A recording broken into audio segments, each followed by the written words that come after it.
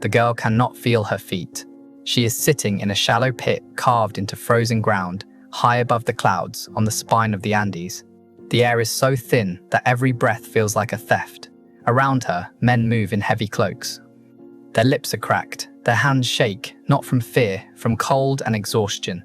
She is maybe 12. Her hair is braided with care. A fine alpaca dress wraps her thin body.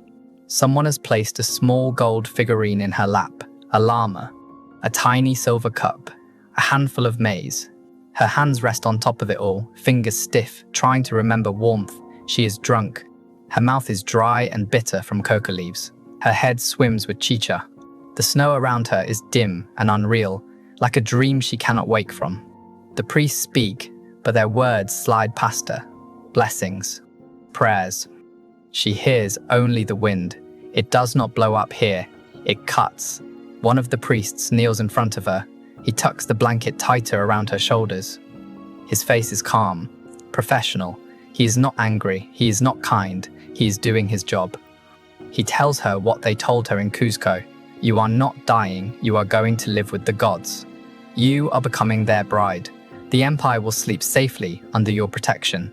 She tries to answer. Her tongue is heavy. Her jaw will not obey. Her breath fogs in front of her and then vanishes. He brushes a bit of ice from her eyelashes. For a moment, she looks like a child again. For a moment, he hesitates. Then he stands. Behind her, other pits wait, already filled. Other small bodies curled into the fetal position, wrapped in soft cloth, surrounded by offerings. If you're drawn to real history where innocence is destroyed in silence, comment where you're watching from and stay with me. A row of children turned into holy objects. A row of lives turned into policy. The priest gives the signal. Snow is pushed around her. Stones, bundles of offerings. The sky narrows. The wind fades. The last thing she feels is not cold, but a strange, spreading heat under her skin. Her heart slows.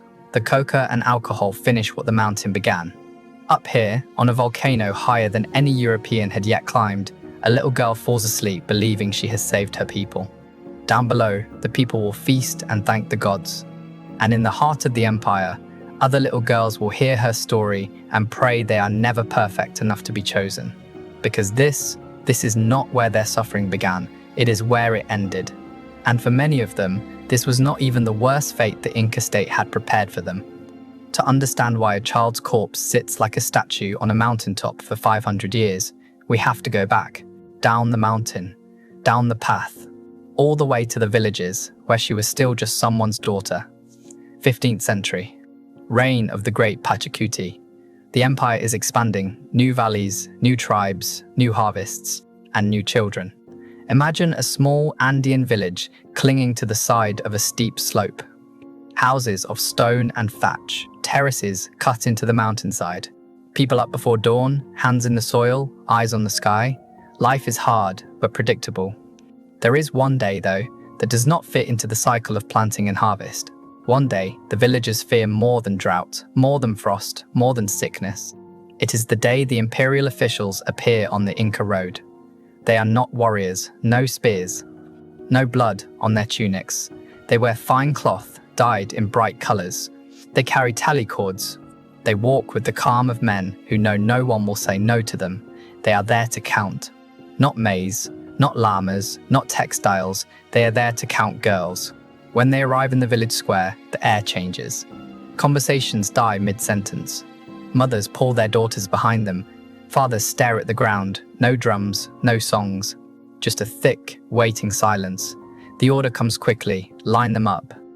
Girls between 8 and 10. Too young to understand all of it. Old enough to be afraid. They stand in a row, bare feet on packed earth, small hands shaking at their sides. The officials move down the line. They tilt chins up, pull lips back to check teeth. Run fingers along arms and legs, searching. A scar from a childhood fall. A birthmark on the wrong spot.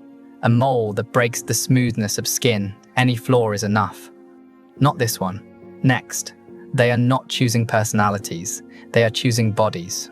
The empire wants raw material. It wants symbols. It wants perfection. For a girl's family, the moment the hand stops on their daughter is a knife that cuts two ways. On one side, privilege, exemptions from some labor, extra animals, better status. The empire rewards loyalty generously. The father can tell himself he has just bought his family's future. On the other side, absence. A bed that will stay empty. A voice that will not be heard again at the evening fire. A little pair of sandals that will never walk back through the doorway. The official speaks the word that changes everything. Akela, chosen. From that moment, the girl is no longer a villager. Her old name will not appear in the records again. The scribes will write a new one, linked to the state and the gods. Her past is cut off like a braid of hair. There is no time to negotiate, no time to make plans. Sometimes, not even time to cry properly. The girl is pulled from her mother's arms, set in the line, turned toward the road.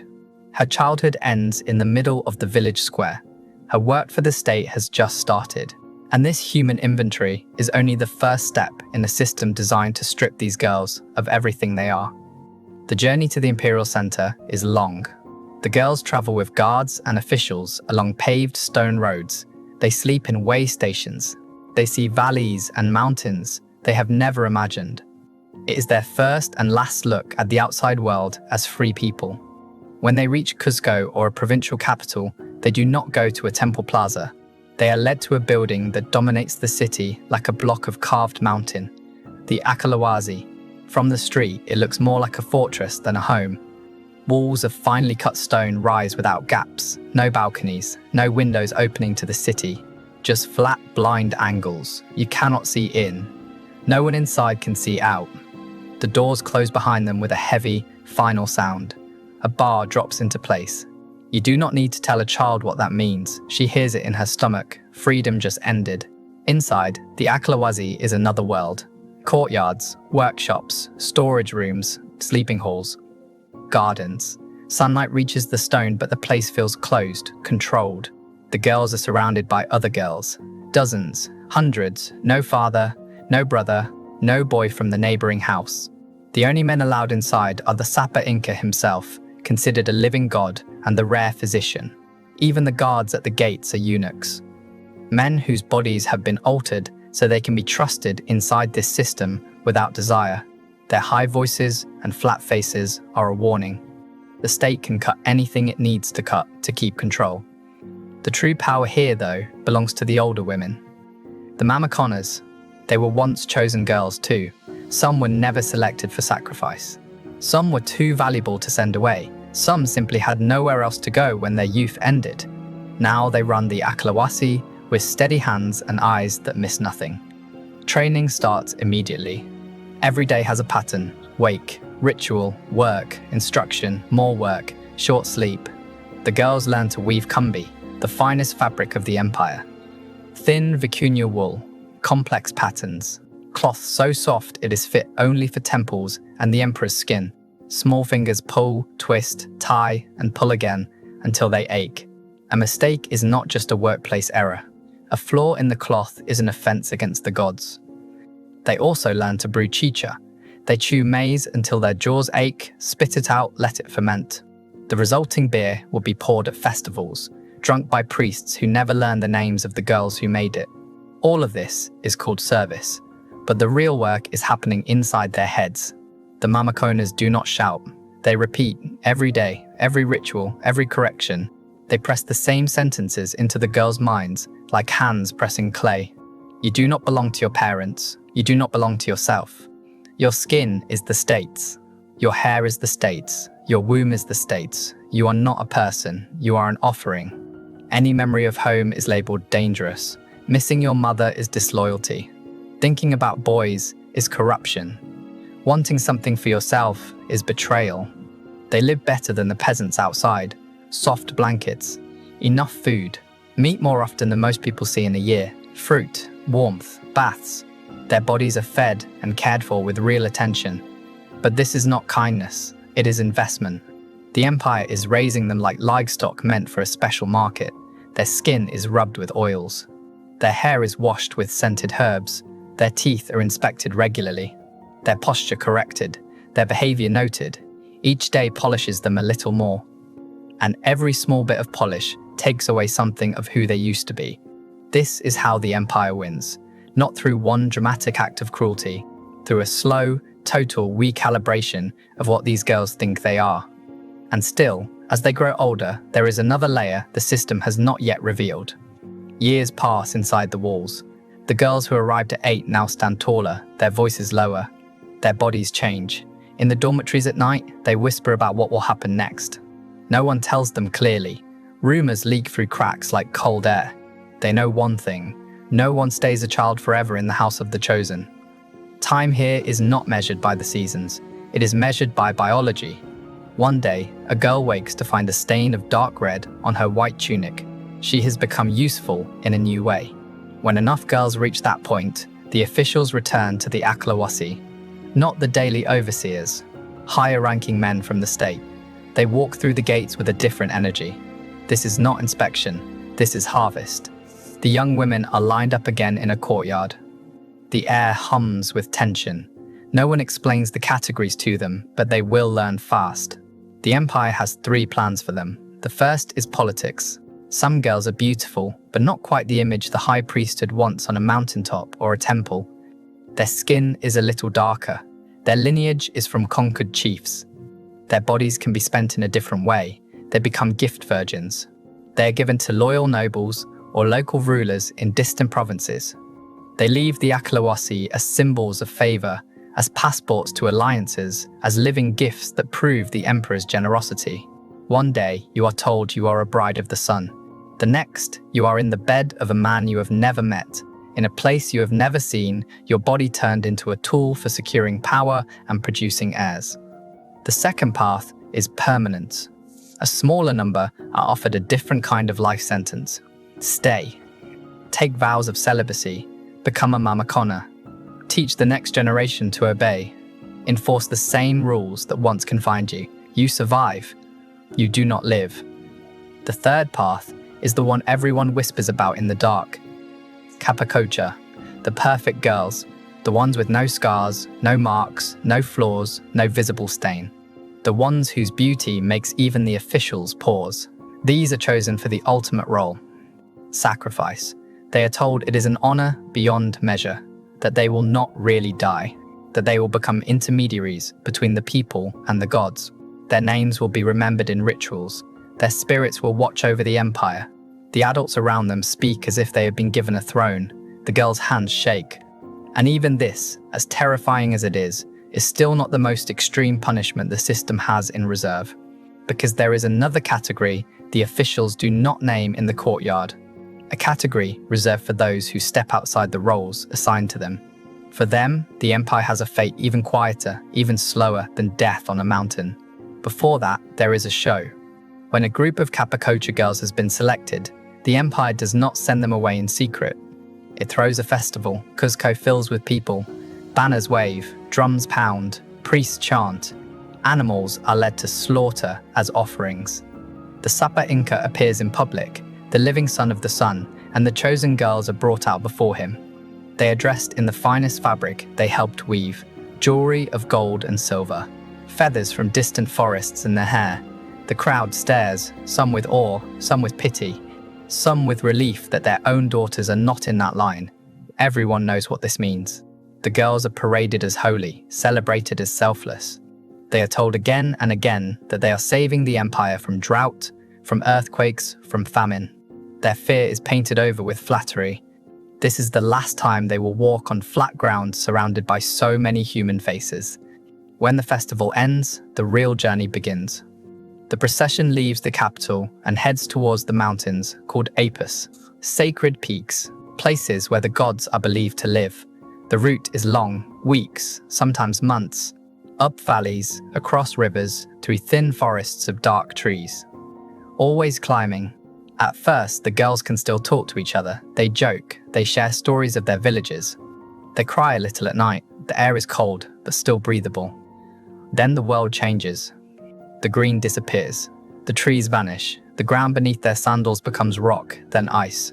The wind grows sharper. Breathing becomes an effort. Each step feels like lifting someone else's body. And here, the system shows another layer of its planning. The priests start giving them more chicha. Not a taste. Cups. Then more cups. The girls drink until their limbs feel warm and loose. Their thoughts slide away from the edge of panic. Their mouths are filled with coca leaves. It is a common remedy in the Andes. It helps with altitude sickness. It numbs hunger. It keeps people moving when they should have collapsed hours ago. The doses here are not medicinal. They are strategic. By the time the procession reaches the highest slopes, the girls are walking like sleepwalkers. Their cheeks are flushed from alcohol. Their jaws ache from chewing coca. Their eyes look unfocused, staring somewhere between the ground and the sky. They are exhausted. Hypoxic, numb. The priests call this mercy. The Empire calls it efficiency. Because a terrified, fully aware child might try to run, might scream, might resist at the last moment. A sedated child can be guided into a grave and told it is a bed. When they finally reach the summit, the air feels like knives going into their lungs. Temperatures fall far below freezing. The landscape is nothing but white and stone and sky. The ceremonial site waits for them. Shallow pits have been carved out, stone platforms arranged, offerings prepared. The altar is the mountain itself. The girls are placed one by one in their small hollows, knees pulled up towards their chest, arms wrapped around their legs, heads bowed, the fetal position, the first posture of life, now the last. Blankets around them, little packages of food nearby, small statues, ornaments, tools, everything a person might need for a long journey. Then the priests step back. Up here, no one hears the final words except the wind. In some cases, the girls simply slip deeper into sleep. The combination of cold, alcohol, coca, and lack of oxygen shuts their bodies down.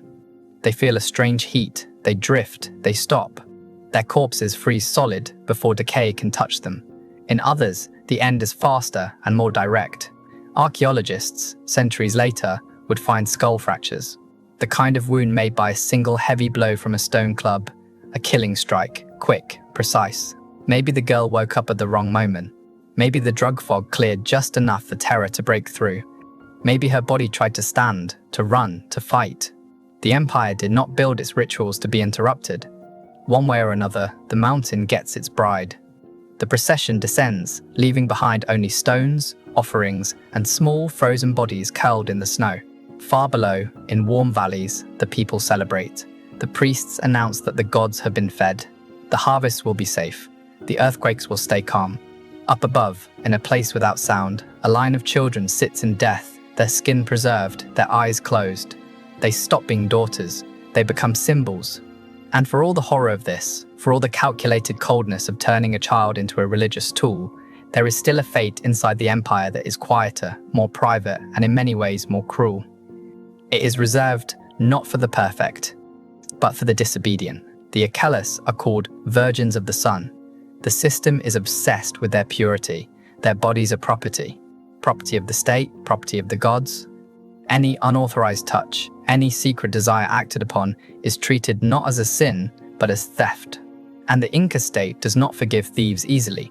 If a girl in the Acalawasi is discovered to have broken her vow, if she becomes pregnant, or if someone confesses, or if a rumor is believed, the machine that once coddled her suddenly shows its teeth. There will be an investigation. Quiet, controlled, witnesses questioned. The Mamaconas watch every reaction. There is no real presumption of innocence. The Empire cares more about the message than the truth. What matters is this: a sacred body has been used without permission. In most legal systems, a crime like this would end with public blood. A hanging, a beheading, a beating. Here, the law says something different. The girl's blood is sacred. It cannot be spilled. So they choose another way to erase her. She is taken away from the courtyards and workshops. Away from the light, not to a tall mountain, dressed like a goddess, to a low, hidden place. An underground chamber, a small cave, somewhere the public will never see. There is no ceremony, no festival, no songs, just priests, stones, and silence. She is put inside, no ropes, no blows, no swords, just space, stone walls, a roof barely above her head. The entrance is still open. For a moment, she might think this is a cell. Then she sees the bowl of water, the handful of maize. That is not mercy, that is time. Time for her to feel the door closing. Time for her to understand what is happening. Time for her breath to echo back at her from the walls. Time for hope to thin, the way the air thins on the high peaks. The opening is sealed with heavy rocks. Mud packed into gaps, the light narrows, then disappears. No one will come back. Her screens hit stone and go nowhere. Her fingernails scrape rock until they tear. The air turns stale. The dark becomes so complete that her own body feels like a stranger's. She is dying slowly, in a hole no one will visit, in a space no one will mark, for a crime that hurt no one's body but violated everyone's fear. Her blood is not spilled. It dries unseen inside her veins. She is erased. The man who touched her, or who was accused of touching her, faces another kind of annihilation. He is executed. That is expected. But the Inca punishment does not stop at the individual. His wife, his children, his parents, in some cases, even his animals, all removed. His house torn down, his fields destroyed. Officials scatter salt over the land where his family lived and planted. Whether the salt actually kills the soil or simply marks it, the message is clear. Nothing will grow here again. Not crops, not descendants, not memory. This is how you teach an entire population that a woman's body is not a person. It is a state asset. To touch it without permission is not just adultery. It is treason. Fear, not faith, keeps the Akalis pure. And while these girls are being turned into offerings or walled into darkness, the system that uses them is already collapsing towards its own end. Because somewhere across the sea, ships have already left Spain. For centuries, everything we knew about these girls and their sacrifices came from people who never loved them. Priests who justified them. Conquerors who condemned them. Storytellers who wrapped them in legend. Then the mountains started giving up their dead. Modern climbers and archaeologists found the frozen bodies. Children sitting as if asleep. Skin intact, hair in braids, clothing still bright under the ice. In labs far from the Andes, under bright white lights, scientists began to examine them. Microscopes, scans, chemical tests, not to judge their souls, to read their bodies. They cut small strands of hair. Human hair grows about a centimeter a month. Each piece is a timeline, a record of what that person ate and drank, a record of stress, a record of change. For the maiden of Lalalayaco, for Juanita from Ampato, the pattern was the same. A sudden shift about a year before death. Potatoes, the food of peasants, vanish from the chemical record. Llama meat and maize, elite foods, appear. Their diets improve drastically, exactly when the imperial system would have taken them and brought them into the Aklawazi. Then, in the months right before death, something else spikes. Cortisol. It is a hormone the body releases when it is under intense stress. Fear, panic, trauma. The levels in these girls' hair climb higher and higher as their final day approaches. They did not walk calmly into the snow, filled with peace about their holy duty. Their bodies were screaming long before their mouths could. Toxicology shows another pattern. Coca and alcohol rising sharply in the weeks before death, not occasional, persistent, strong. Sedation was not just ritual, it was logistics. It was the state making sure their offerings could walk to the altar without collapsing into terror or flight. The science does not tell us what words they fought when they closed their eyes for the last time. It does not tell us the precise sound of the rock sliding in front of a burial cave. But it shatters the comforting lie that they volunteered with clear minds and joyful hearts. These were children, groomed, isolated, drugged, and killed by a system that called itself sacred. When the Spanish arrived in the Andes in the 16th century, they looked at the Aklahuasi and saw corruption. They heard about Capicocha and saw devil worship. They wrote furious pages about pagan cruelty. Then they raided the same houses. The virgins of the sun who did not manage to run, who did not die in the chaos, were divided up as spoils of war, handed out to soldiers, forced into new beds, pushed into Catholic convents where the names of the gods changed, but the walls did not. They went from being offerings to one empire to being property for another. Their voices were buried twice, first under snow, then under history. Today, some of them sit behind glass in climate-controlled museums.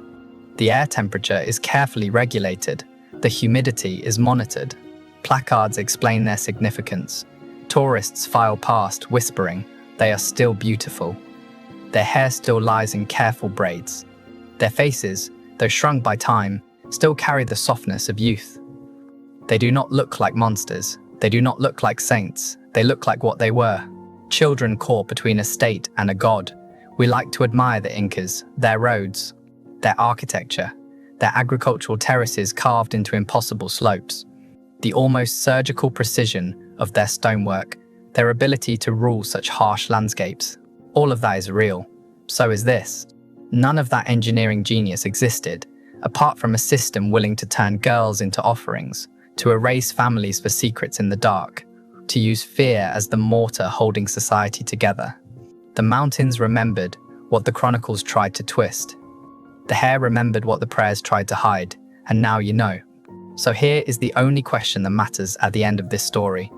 When you look at the frozen face of a sacrificed girl, do you see devotion?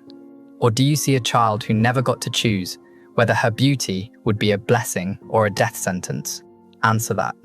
And then decide how much of our own world still runs on the same quiet bargain, safety for some, paid for with the silence of those who never agreed to be the price. If this story moved you, support the channel by subscribing and liking the video.